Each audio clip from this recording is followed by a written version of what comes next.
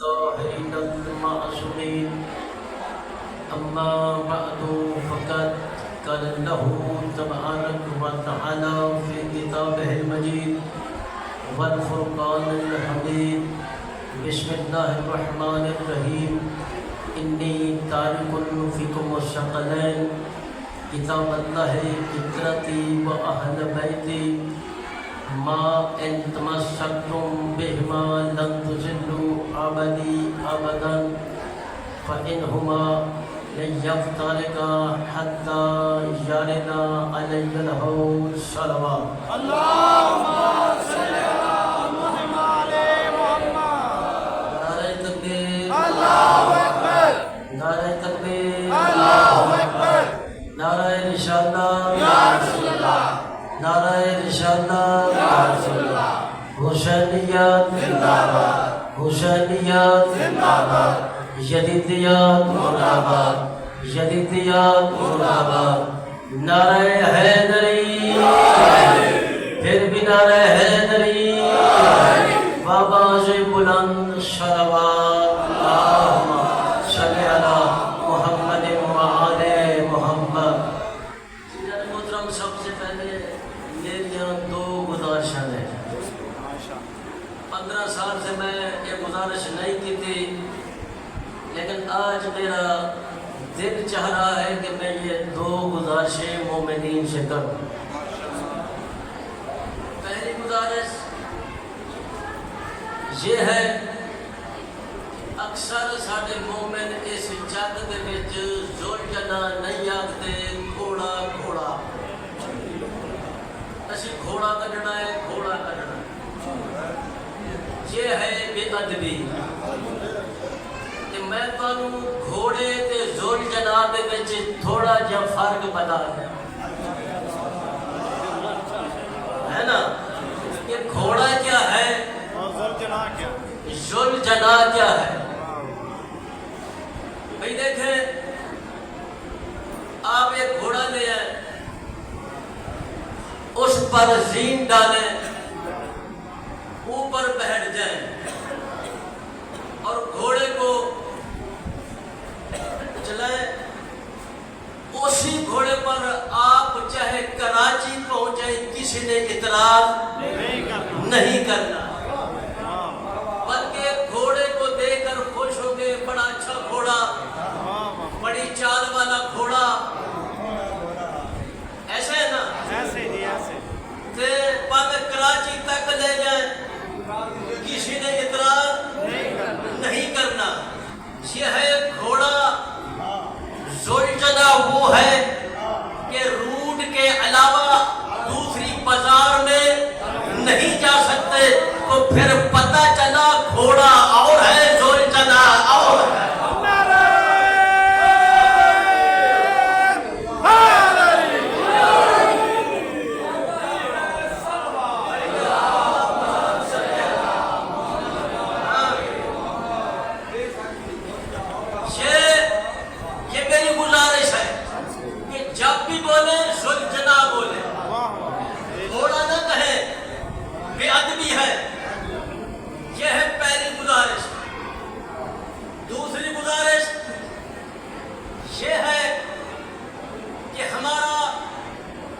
جتنا بھی بندہ گناہگار مر جائے آپ دیکھتے آئے کہ ہر فقہ میت آگے رکھتے ہیں خود پیچھے چلتے ہیں. یہ علامہ حضرت عباس کی طرف منسوب زوجنا ہے مولا حسین کی طرف منسوب سیج ہے حضرت علی قاسم سے منسوب. تو پھر یہ کیسا اصول ہے اس جگ میں کہ خود آگے چلتے ہیں جو مقدس زیارات ہے ان کو پیچھے لے کر چلتے ہیں. یہ ہے میری گزارش. یہ نہ کہے کہ ہمارے ماں باپ دادے پردادے ایسے چلتے تھے. اگر دادا جو کنویں چھال مارے اچھی کنویں جواب دیا گے. یہ مقدس ہے اللہ اسے ایک جگہ سجدہ کرتے ہیں دوسری جگہ پیچھے لے کر چلتے ہیں.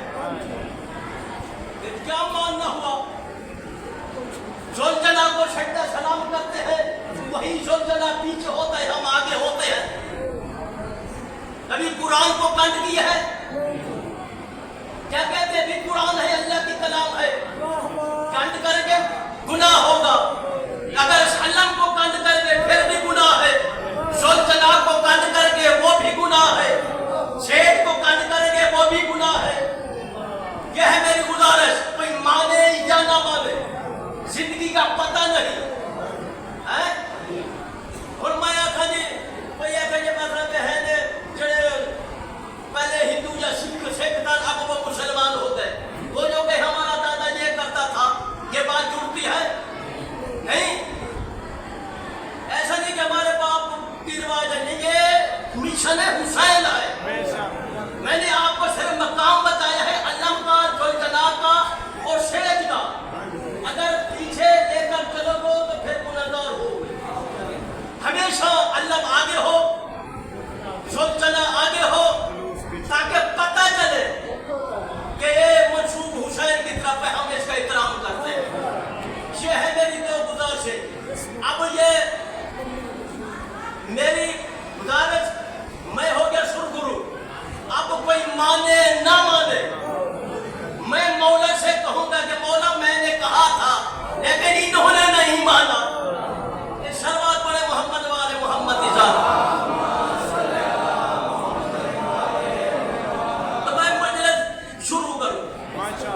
عزیزان محترم، میں نے آپ کے سامنے محبوب کبریا، افضل الانبیاء، رحمت للعالمین، اللہ کی وحدانیت کی پہچان، حضرت محمد مصطفیٰ احمد مجتبیٰ صلی اللہ علیہ وآلہ وسلم کی مشہور و معروف حدیث پڑھنے کا شرف حاصل کیا ہے. میں قرآن کی آیت بھی پڑھ سکتا تھا، لیکن قرآن کی آیت کو چھوڑ کر میں نے حدیث رسول پڑھی ہے. اس لیے کہ کلام خدا اور کلام مصطفیٰ میں اختلاف نہیں ہوتا.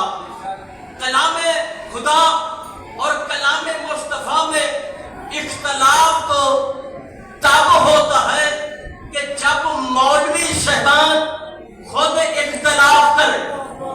اور کلام خدا، کلام مصطفیٰ میں اختلاف تو تب ہوتا جب قرآن کی آیت موجود نہ ہوتی. وما ينطق عن الهوى ان هو الا وحی یوحی، کہ میرا رسول اس وقت تک اپنے لبوں کو حرکت ہی نہیں دیتا جب تک اللہ کی وحی نازل نہ ہو.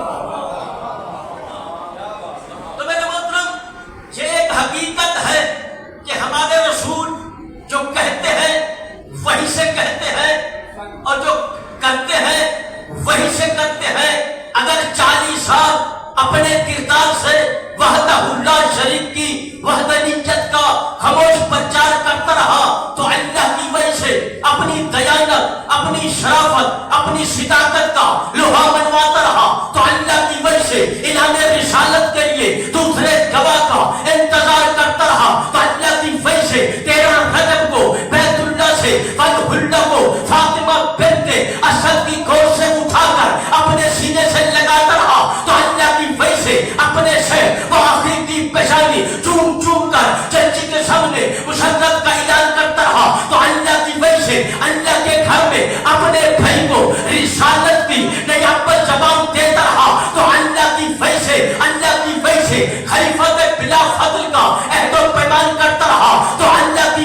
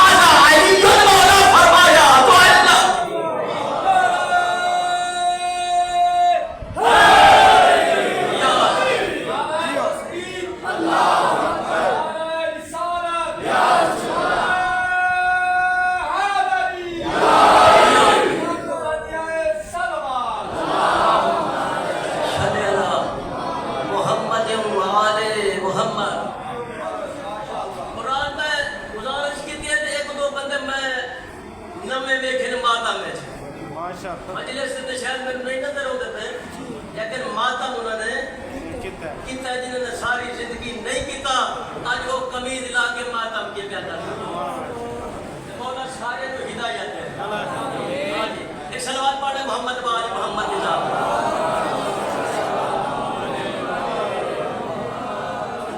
میرے محترم پیغمبر اسلام اپنے اصحابہ کو یہ مقصد اے نہیں ہوتا کہ صرف مومنوں کو غدیر سنائیے ایسی ہورانوں سنا دیا تاکہ پتہ لگے اگر دنیا غدیر سمجھ لیتی کہ یہ روزے نہ ہوتے اس لیے شاید کسی کے دل میں کوئی گل بیٹھ جائے تو غدیر کو مان لے ایک ٹی وی پر پروگرام لگا تھا ایک تقریباً 65-70 سال کا مولوی وہ غدیر پڑھ رہا تھا بھائی دیکھیں عمر دیکھیں اس کی غدیر پڑھ رہا تھا میں خود سن رہا تھا انہیں بھی پتہ ہے غدیر کا وہ کہتے ہیں میرے کچھ پتہ نہیں تھا غدیر کا اب مجھے پتہ لگا ہے یہ غدیر ہے اور میں غدیر پڑھتا ہوں مولوی مجھے منع کرتے ہیں پھر غدیر سے بغض نہیں علی سے بغض ہے علی سے بغض ہے بس پیغمبر اسلام اپنے اصحابہ کو آخری حج کرا کے صفا مروہ کی دوڑیں لگوا کے شیطان کو پتھر مروا کے ملن گانا لباس پہنوا کر 10 ہجری 15 ذی الحج پیغمبر اسلام مکہ کی سرزمین کو آخری سلام کرتے ہوئے چپ ہو گئے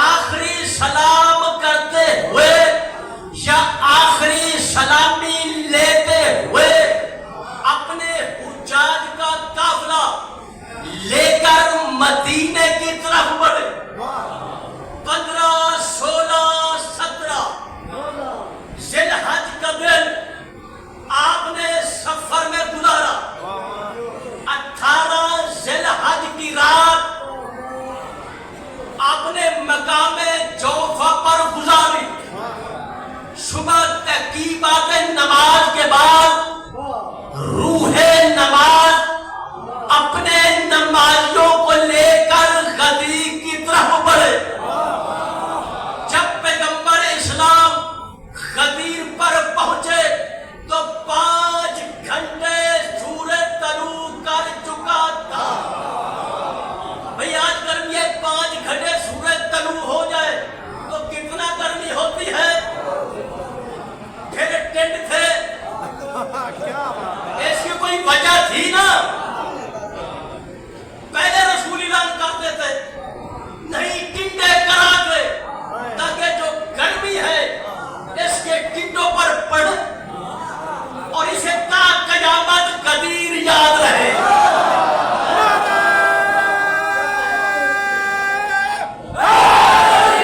بڑی مہربانی مولا آپ کو سلامت رکھے لیکن ایسا بھی تھے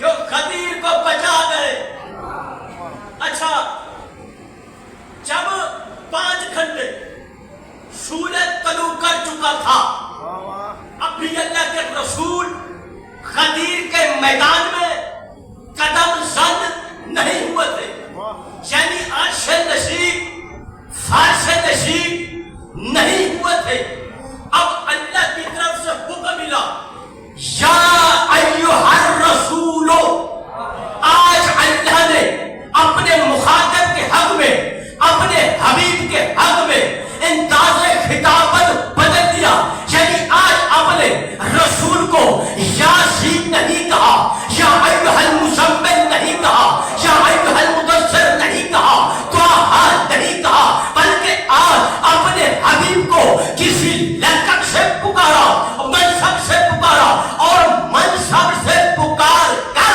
قیامت تک کے لیے واضح کر دیا کہ آج کے مسئلے کا تعلق رسول کے منصب پر ہے اگر پورا کرتا ہے تو منصب بچ جائے گا ورنہ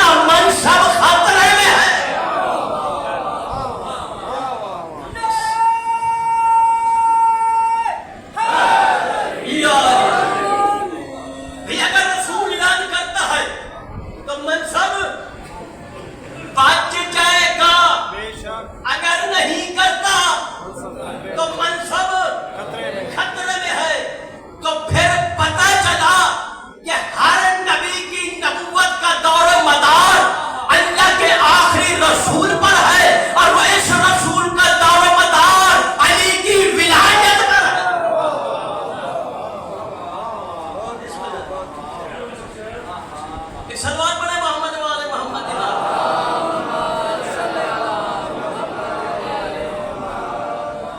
جب یہاں غدیر کے مقام پر آیت نازل ہوئی یا ایھا الرسول بلغ ما انزل الیک من ربک فإن لم تفعل فبلغت رسالته واللہ یعصمک من الناس ان اللہ لا یہدی القوم الکافرین۔ اے میرے رسول، آج تمہارے رب کی طرف سے نازل ہوا ہے، اسے پہنچا دے۔ اگر نہ پہنچایا تو نے رسالت کا کوئی کام ہی نہیں کیا، میں آپ کو لوگوں کے سر سے بچاؤں گا۔ بھائی کتنا اہم کام تھا کہ اللہ فرما رہا ہے اعلان کر میں سر سے بچاؤں گا۔ تو پھر اس آیت سے پتہ چلتا ہے کہ اس دن بھی دہشت گرد موجود تھے، تب اللہ کو کہنا پڑا اے میرے رسول اعلان کر دے میں سر سے بچاؤں گا۔ بڑی مہربانی، اے میرے تو ہن پتہ ہے جب میں آیت شروع کرا یا حدیث شروع کرا تسی او آخر تک پہنچ جاتے ایویں نا کہ میں تانوں تقریراں یاد کرا دی تے کدی تسی میرے سنا دی تے کرو میرے سلوات پڑھے محمد والے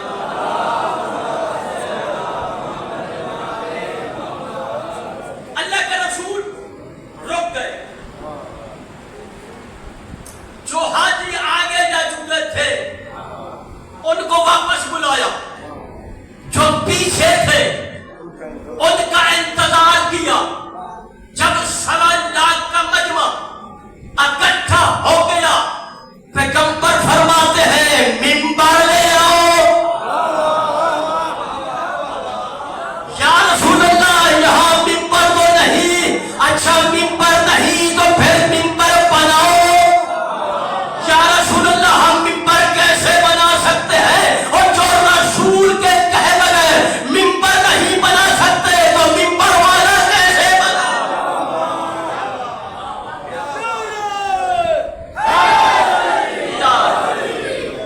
جو رسول کے کہے بغیر منبر نہیں بنا سکتے تو وہ منبر والا کیسے بنے گے؟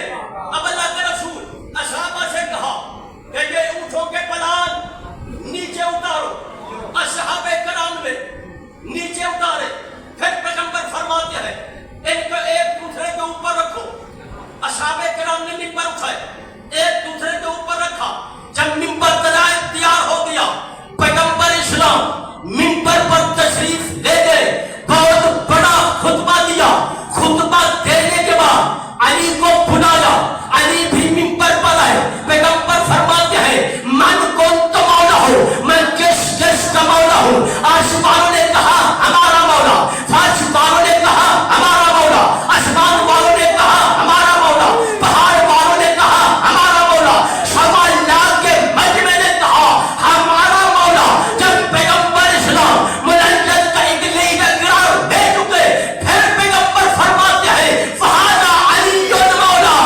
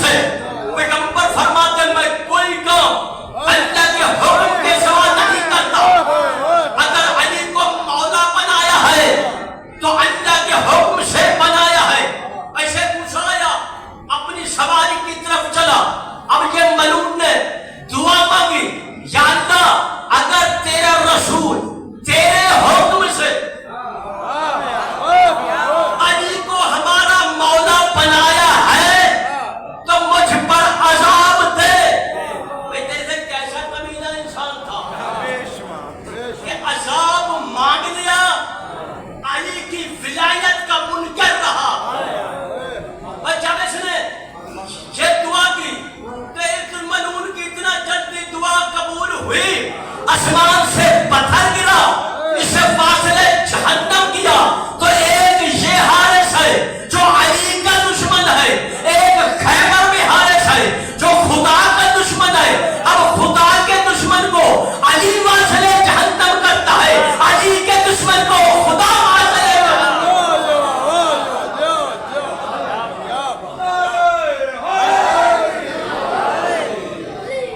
बड़ी मेहरबानी। मौला आपको सलामत रखे, मौला वास्ता रखे, मौला खुश रखे, और सिवाय मौला हुसैन के कोई गम न दे मालिक आपको। जब से बीबी दरबार से वापस आई, बाबा की कब्र पर हाथ रख के कहते, बाबा मैं तेरी कसम खाकर कहती हूँ कि दाएं हाथ से तस्बीह नहीं पढ़ सकती। आजादारो, एक किताब सी मौलाना इस्माइल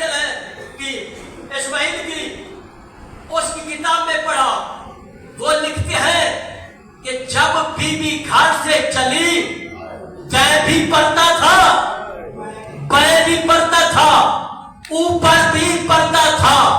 इस पर्दे में रसूल की बेटी चली आई दरबार में। ये अलामत कहते हैं भाई, जब बीबी दरबार में आई ना, 3 घंटे बीबी दरबार में खड़ी रही। 3 घंटों के बाद बीबी कहती है, चचा सलेमान मैं थक गई हूँ। असादारो सलेमान ने दरबारियों की तरफ देखा,